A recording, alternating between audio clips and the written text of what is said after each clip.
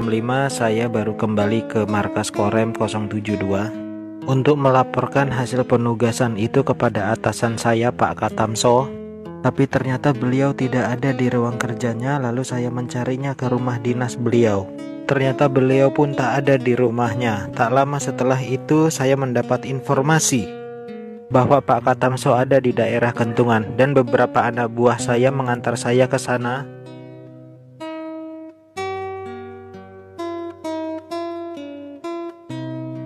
Dan di sana juga saya dihabisi oleh para pasukan yang ternyata sudah dipengaruhi PKI. Saya sempat ditahan beberapa saat dan akhirnya kepala saya dihantam oleh kunci mortir.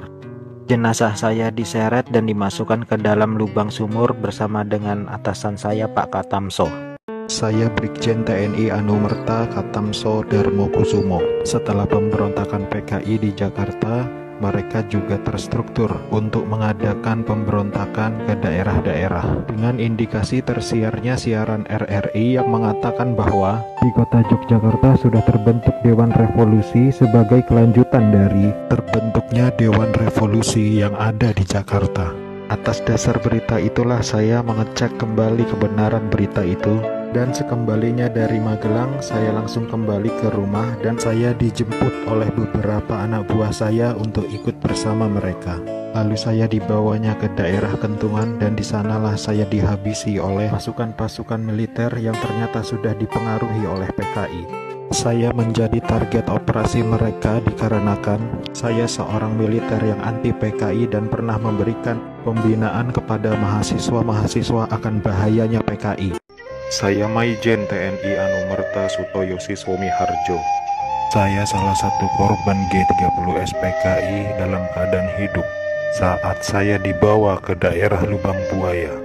Di sanalah saya mengalami penyiksaan hebat, dipukul, dipopor, dan setelah itu mereka menembaki bagian tubuh saya. Setelah itu mereka membuang jasad saya ke lubang sumur itu. Mereka itu memaksakan kehendak mereka dengan memfitnah kami dengan adanya Dewan Jenderal yang akan memberontak kepada pemerintah. Kami ini prajurit TNI sudah disumpah untuk setia kepada negara, maka tak perlu diragukan lagi kesetiaan kami kepada pemerintah dan NKRI. Komunis-komunis itulah pemberontak yang sebenarnya. Saya Letjen TNI Anumerta MT Haryono. Malam itu pasukan Cakrabirawa datang ke rumah saya dan meminta saya agar segera menghadap Presiden Soekarno di istana. Tapi karena kecurigaan istri saya begitu pula dengan saya, lalu istri saya mengatakan pada pasukan agar kembali pada pukul 8. Tapi permintaan istri saya itu ditolak oleh para pasukan pemberontak. Maka dengan segera saya mematikan lampu kamar dan menyuruh istri saya pindah ke kamar sebelah dan saya menunggu penyerang pertama masuk ke kamar saya. Saat penyerang pertama masuk, saya berusaha merampas senjata yang dipegangnya, tapi saya tertembak oleh penyerang itu. Lalu jasad saya diseretnya keluar melalui pekarangan rumah dan dimasukkan dalam truk yang sudah menunggu di luar rumah untuk dibawa ke lubang buaya dan dimasukkan ke sumur maut itu bersama rekan-rekan saya. Saya Maijen TNI Anumerta R. Suprapto. Awal masa pendudukan Jepang saya pernah dipenjarakan oleh tentara Dai Nippon ketika saya masih menjadi siswa Akademi Militer di Bandung.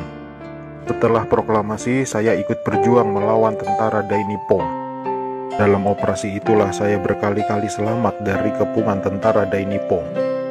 Tapi ketika terjadi pemberontakan G30 SPKI itu, saya justru gugur di tangan bangsa saya sendiri karena fitnah keji yang dilancarkan komunis itu.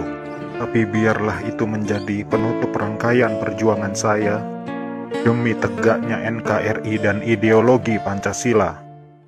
Lanjutkan perjuangan kami dan jangan beri kesempatan untuk komunis berkembang kembali di negara tercinta ini. Saya Aibda Anumerta Karel Satsuitubun. Saya satu-satunya pahlawan revolusi dari kepolisian. Pada malam penculikan itu, saya sedang berjaga di rumah Bapak Johannes Laimena. Pasukan penculik itu mengira bahwa rumah Bapak Johannes Laimena adalah rumah Bapak Jenderal Nasution. Dan saat itu saya sedang bertugas jaga di rumah Bapak Johannes Laimena. Dengan brutalnya para pasukan itu langsung merangsek masuk ke rumah Bapak Yohanes. Saya yang mendengar keributan itu segera mengambil senjata saya, dan pasukan penculik itu tanpa ampun langsung menembaki tubuh saya. Harapan saya agar generasi penerus bangsa tetap memegang teguh ideologi Pancasila demi NKRI. Saya Letjen TNI Anumerta Siswondo Parman, salah satu korban G30 SPKI yang hidup pada saat saya dibawa ke lubang buaya malam itu. Setelah saya sampai di sana, saya mengalami penyiksaan, dipukul, ditembak di beberapa bagian tubuh saya tanpa ampun. Sama seperti halnya Jenderal Yani, saya menolak keras dibentuknya angkatan kelima oleh PKI itu. Juga karena saya menolak menekan adanya Dewan Jenderal. Karena itu semua fitnah kejam dari mereka-mereka itu. Saya Jenderal TNI Anumerta Ahmad Yani. Selain Jenderal Nasution, sayalah orang yang paling diincar PKI. Karena saya tegas menolak dibentuknya angkatan kelima. Saat malam penculikan itu, saya dibangunkan oleh anak laki-laki saya dan memberitahu saya bahwa di luar rumah sudah ada banyak sekali tentara. Setelah saya bertemu dengan mereka, saya diminta untuk menghadap ke istana. Dan ketika saya berbalik badan untuk mengganti pakaian, tak lama mereka langsung menembaki tubuh saya dari arah belakang. Biarlah saya berkorban untuk negara ini, sekarang giliran kalian. Dan jangan membiarkan paham komunis berkembang kembali di negara kita ini. Saya Kapten Anumerta Pierre Andries Tendean. Saat operasi Dwi Kora, saya mendapat tugas sebagai intel. Setelah operasi itu selesai, saya dipanggil untuk bertugas sebagai ajudan Jenderal Nasution. Saat terjadi pemberontakan G30 SPKI itu, dan saat pasukan penculik mengepung kamar saya, dan mereka bertanya pada saya, "Di mana Nasution?" Dan saya menjawab, "Saya ajudan Nasution." Saya tetap dibawa ke lubang buaya karena yang terdengar oleh mereka, saya menjawab, "Saya Nasution," maka dari itu saya dibawa. Tapi saya ikhlas karena saya memang rela berkorban untuk negara.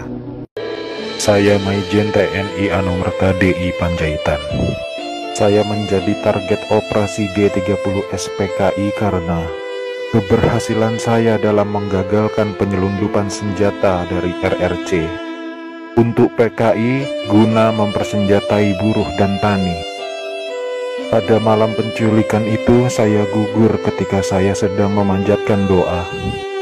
Pasukan laknat itu menembaki tubuh saya beberapa kali, dan tubuh saya dibawanya ke lubang buaya untuk dimasukkan ke sumur maut itu.